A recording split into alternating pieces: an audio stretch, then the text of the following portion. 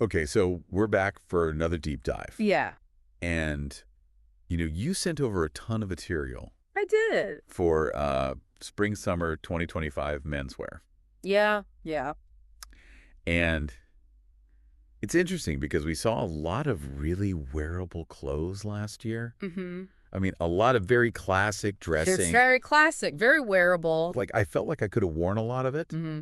But this year, there's definitely like a looseness and an ease to it. Yeah, it's very Like we're going on holiday. it's very summer holiday vibes. Yeah. I'm seeing a lot of bold colors and Yeah. interesting materials and patterns and Yeah. a lot of kind of interesting combinations of things like, Yeah. workwear and preppy styles kind of colliding. Totally. And there's this whole DIY Yeah, mindset too. like repurposing and recycling, like Yeah. using what you have. Yeah, totally. So it's very much in line with kind of, Sustainability. yeah, being more conscious of Yeah. what you're buying and wearing. Well, it feels like it's building on what we saw last year. Mm-hmm. Like, I feel like some of those initial whispers of change Mm-hmm. are starting to become like a roar this year. Yeah, those trends are really amplifying and becoming more mainstream. Totally. And so you specifically asked us to cover Mm-hmm. uh, cam shirts, Mm-hmm. transparent outerwear, Mm-hmm. stripes, Yeah. visible waistbands, Like what? boxer shorts. Peekaboo boxers, yeah. Yeah. Summer shorts. Like short shorts? Yeah, short shorts. Yeah. But really short shorts. Okay. Yeah, and leather pants. Leather pants are back. Big time. Okay. And then like a hooded aesthetic. Okay. Like the urban wizard. Yes, the urban wizard. Okay, so let's dive right in. Oh, Let's talk cam shirts. all right. So why are cam shirts back? Well, they're a very retro style. Yeah. They were really popular in the 1950s and 60s. Okay. And I think they're coming back now because people are looking for, something that's comfortable and easy to wear, Yeah. especially in the warmer months. So it's a very practical style. Totally. And it's interesting because, like, after the war, Mm-hmm. there was this embrace Yep. of leisure Right. and this sort of more informal style. Yeah, And it kind of feels like we're in that moment again I think so. where we're just kind of looking for a little bit of escape Yeah. and a little bit of ease. It's a little bit of optimism. Yeah. Yeah. So Gucci under Sabato De Sarno, Yeah, they really went for it with the cam shirts. they did. They really embraced that kind of Yeah. city life meets beach culture aesthetic. And there were all these like ocean motifs and surfing motifs. Yeah, like surfers and dolphins Yeah. and hibiscus flowers. Like I was looking at those clothes and I was like, Mm-hmm. I need to be on a holiday. I know, it's so transportive. Yeah. And then Dolce & Gabbana, they had a slightly different take. Yeah. They were very much channeling that classic Italian holiday vibe Yeah. with beautiful embroideries and very intricate detail. Yeah, like coral embroideries. Yeah, it's like you could just imagine yourself Mm-hmm. like on the Amalfi Coast. Exactly. That old world glamour. Yeah. Yeah. And then Fendi kind of did something interesting because they were layering them over Yeah. traditional button-ups. Yeah, it was very unexpected. Yeah. Like a more intellectual take on the cam shirt. Yeah. And they had a lot of pockets too. Yeah. Like big roomy pockets. So almost like a utilitarian influence. Exactly. And I noticed that you wrote down shilling as one of Yeah. the materials. Shilling is a type of fabric. Yeah. It's a tightly woven fabric. Okay. It's often very textured, Okay. and it's a bit heavier than you might expect for a cam shirt. Okay. So it gives it a bit more substance. Okay. So it's not just like that Exactly. flimsy. Yeah. Yeah. And then we had Hermes, Yeah. who are always known for their beautiful craftsmanship Yeah. and their very understated luxury. Right. And they had this beautiful pink leather cam shirt. I know. Which was just like so chic and so unexpected. And I want that shirt. It's so luxurious, but Yeah. also so effortless. Yeah. So it's a really interesting take on the cam shirt trend. Well, and it's interesting because within this one garment, Mm-hmm. we're seeing so many different Yeah. interpretations. Definitely. There's a lot of room for creativity Yeah. with the cam shirt. Okay, so moving on to something else that's super summery. Okay. Short shorts. Short shorts are definitely having a moment. Why now? I think it's part of this larger trend Yeah. of body positivity Right. and men feeling more comfortable showing their bodies Yeah. and expressing themselves through their clothes. Like, is this the year for sexy menswear? I think it might be. Yeah. Okay. I mean, some of the sources are even calling it that. Wow. Okay. Yeah. I mean, it's interesting because there's always been this kind of like Mm-hmm. weird thing with menswear where it's like, Yeah. how much skin is too much skin? Exactly. Yeah, But it seems like those rules are being broken down. totally. Yeah. So Sabato Di Sarno Mm-hmm. at Gucci, Yeah. he's clearly a fan of the short shorts. He is. He's very passionate about them. Yeah, and it's funny because I read an interview with Paul Mescal, Oh, yeah. who's one of the faces of Gucci. Yeah. And he was saying that he and Sabato like really bonded Oh, wow. over their love of short shorts. That's amazing. Yeah. Yeah, and you could see it in the Gucci Ancora show. They had all these amazing short shorts inspired by male dancers, Yeah. and some of them were even made of leather. With those front lace fastenings. Yeah. Like that was a statement. It was a statement. Yeah. And then Dolce & Gabbana, they had a very different take Mm-hmm. on the short shorts. They had a very nostalgic feel, Yeah. like something you might see in an old Italian film. Yeah. Very retro, very charming, very much in line with their overall theme Right. of the Italian holiday in the 1950s. Yeah. Like something Marcello Mastroianni might have worn. Totally. And then Yeah. J.W. Anderson, he kind of took it in a more athletic direction. Yeah, he was very much channeling that active lifestyle. Yeah. Yeah. With his short shorts. Yeah. Like very sporty. Very sporty. Yeah. But still stylish. Yeah. Yeah. And then Neil Barrett, Mm-hmm. he was also experimenting with some interesting materials. Yeah, like neoprene. Yeah, neoprene and some high-tech synthetics. Yeah. Yeah, and he's always been known for his very tailored, Right. minimalist aesthetic. Yeah. So he was able to kind of blend those two worlds together. Yeah. Yeah. And then GmbH, Yeah. this Berlin-based brand, Yeah. they had this really interesting take on short shorts We did. because they were inspired by Yeah. Muay Thai practitioners. Exactly. It was very unexpected. Yeah. But I think it really speaks to this idea of, Yeah. breaking down gender norms Oh, yeah. and taking inspiration from different cultures. Yeah. It's like the length of your shorts Mm-hmm. is a cultural statement. Exactly. Okay. All right. So moving on. Let's talk about slouchy, distressed suits.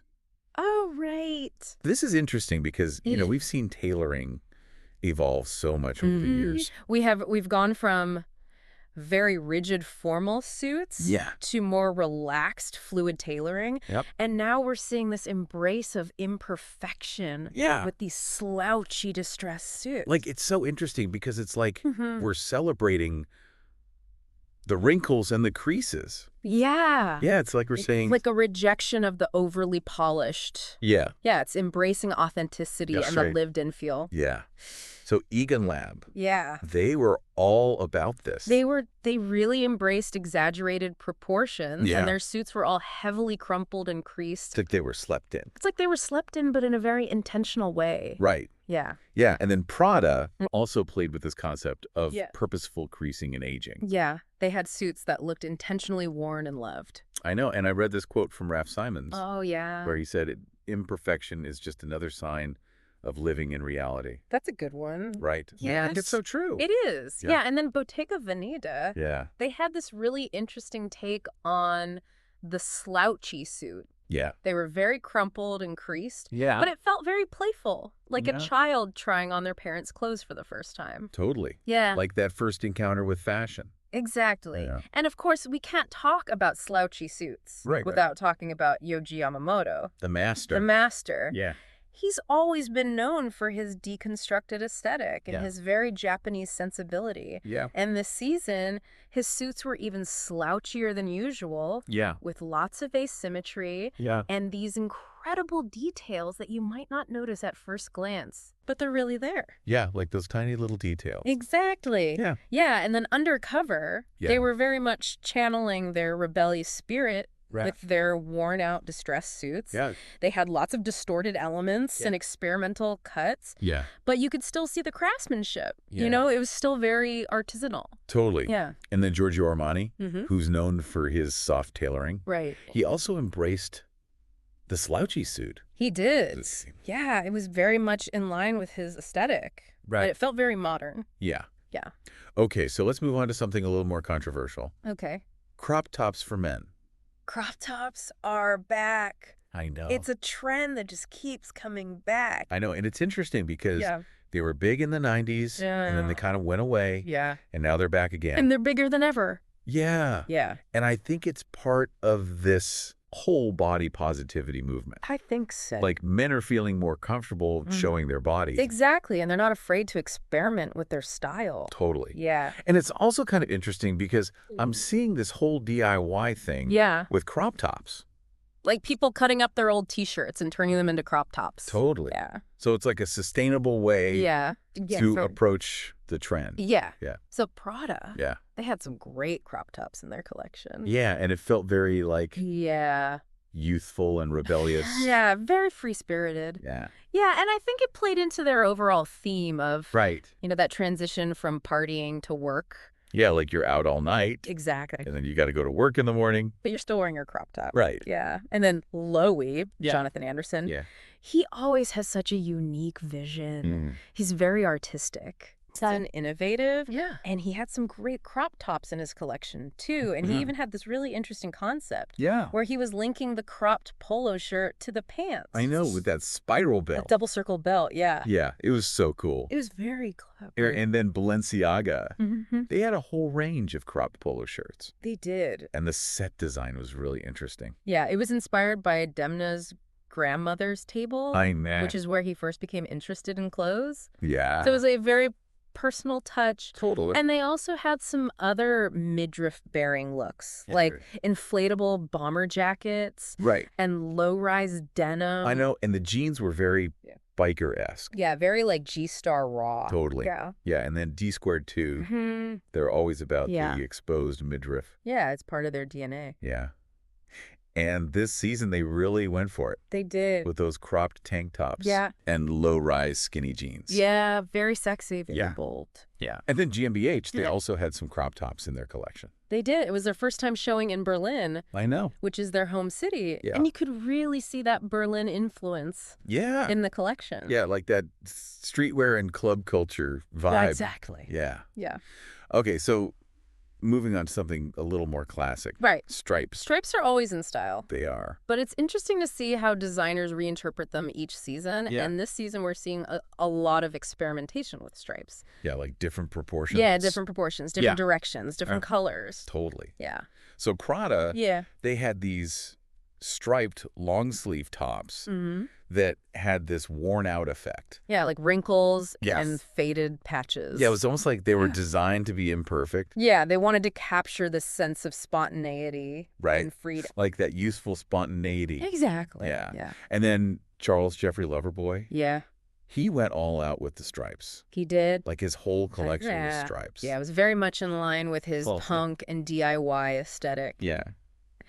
Yeah, and he had all these deconstructed and repurposed garments. Yeah. Yeah, and those oversized beanies that he's known for. Yeah. Yeah. And then Dolce and Gabbana, Mm-hmm. they had a very retro take on stripes. They did. Very 1950s inspired, Yeah. with lots of vertical and diagonal stripes, and Yeah. even some horizontal stripes. Yeah. Yeah. And I felt like there was a little bit of a Mhm. nautical vibe in Yeah, there. definitely. Yeah. And then Fendi, Mm. they were celebrating their 100th anniversary, They were. and they used stripes Yeah. to reference this idea of club affiliation. Exactly, like joining this exclusive club. Yeah. Yeah. And then in MSGM, Yeah. they were also celebrating an anniversary. They were 15. 15 years. Yeah. And they used stripes as a symbol of freedom and rebellion. Yeah. And it felt very 90s. Yeah, like a nod to skateboard culture and rave culture. Totally. Yeah. Okay, so let's move on to another classic. All right. Leather pants. Leather pants are back. I know, and they never really went away. They never really went away. But it feels like they're having a real moment. They are, yeah. Yeah. They're a timeless piece. They Yeah. represent freedom, Yeah. rebellion, Yeah. individuality. Yeah. And this season, designers are really recontextualizing them Yeah. and making them feel very modern. Totally. Yeah. So Maureen Sayre, Yeah, she had some really cool airbrushed leather pants. she did. And a lot of them featured her signature crescent moon motif, I know. either as an all-over print Yeah. or embossed into the leather. Yeah. And she also experimented with some really bold colors. Yeah. Yeah, and given her commitment to sustainability. I'm pretty sure those were made from upcycled or ethically sourced leather. Yeah, totally. Yeah. And then Jonathan Anderson Mm-hmm. at J.W. Anderson. Yeah. He's always doing something interesting. He is. He's always pushing boundaries. Yeah. And he had these wide leg leather pants Yeah. that were tucked into medieval style boots. It was like a time warp. It was. Yeah. Yeah. And then Feely at Louis Vuitton, Yeah. he had two very different takes on leather pants. He had a cool off-duty biker look. Yeah. And then he had this more mysterious agent traveling undercover look. I know. And both of them were so stylish. They were. Yeah. And then Wales Bonner, Yeah. who always explores themes of Black identity and history, Mm-hmm.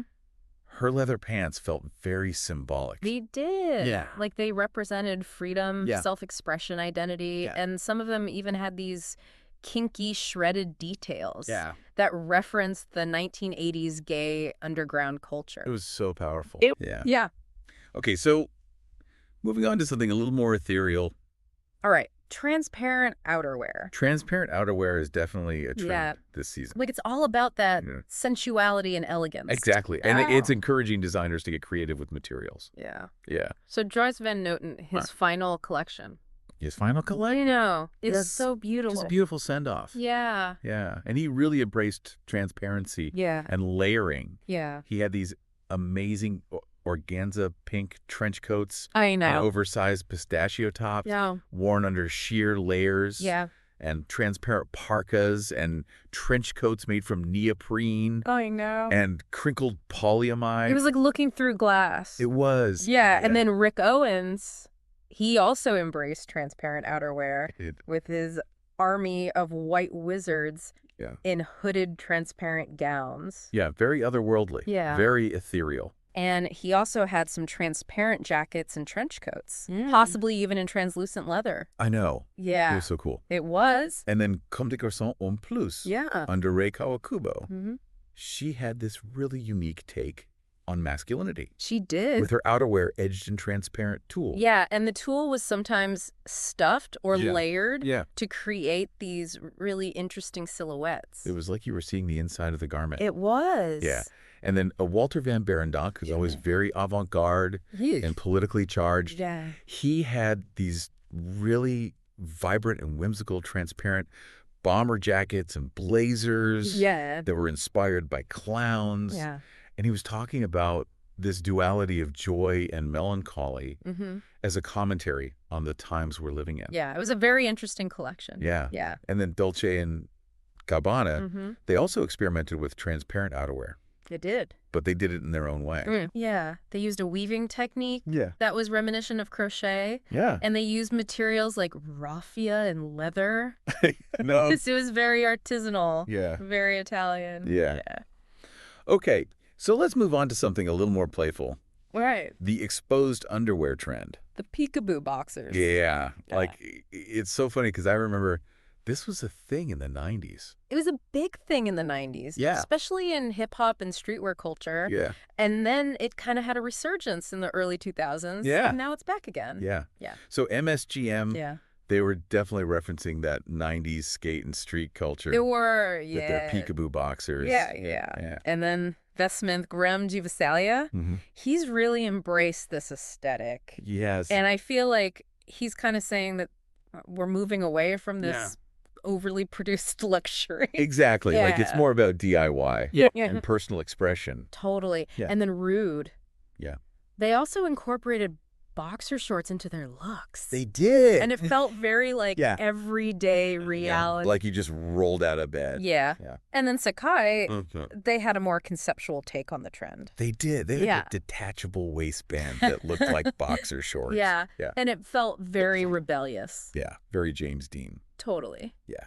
Okay, so moving on to something a little more classic. Oh, yeah. Neckties. Neckties are still a thing. I know. They're not going anywhere. And it's interesting because last year we saw a lot of neckties, Mm-hmm. but they were very much part of that Yeah. like strong masculine Yeah. outerwear trend. Yeah. But this year, we're seeing them in more preppy and casual styles. Yeah, like the shirt and tie combination. Yeah. It's no longer just for formal occasion. Totally. Yeah. So Fendi, Yeah. they went all out with the neckties. They had neckties in almost every look. Yeah. And their whole collection had this preppy vibe. Yeah.